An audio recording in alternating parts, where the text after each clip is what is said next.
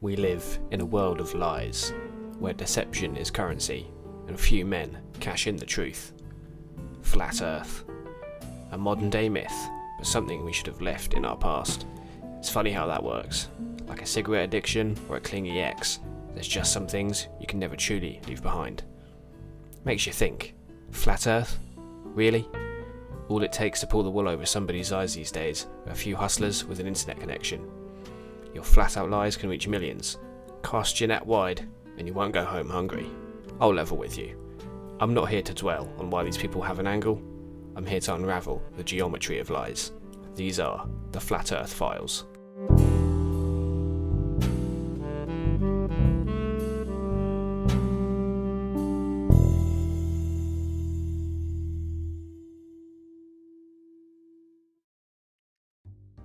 Alright recruits, the Commissioner needs more people like me out on those streets. There's too much misinformation and we need more gumshoes to do something about it.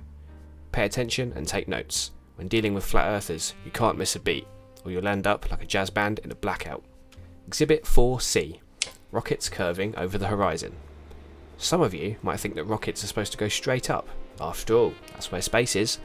If you want to stay there, however, you need to orbit the Earth. Imagine throwing a ball, it curves through the air, right? Now, imagine throwing it so hard that Earth curves away as it falls. That's orbit. Rockets curve through the sky because they need to achieve enough speed so they can stay in space.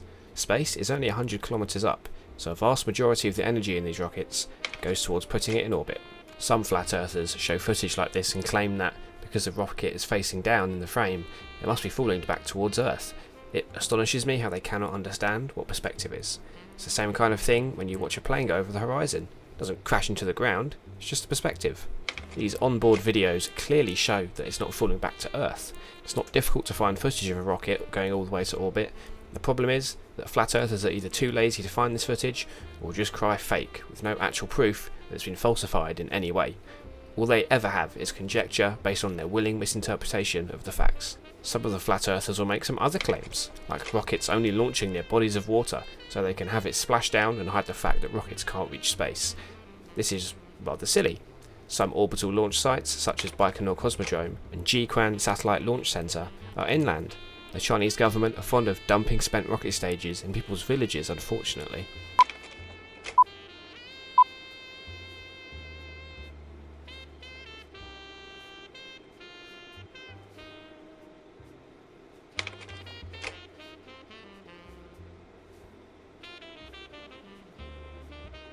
This raises the true reason we keep launch sites as close to water as possible.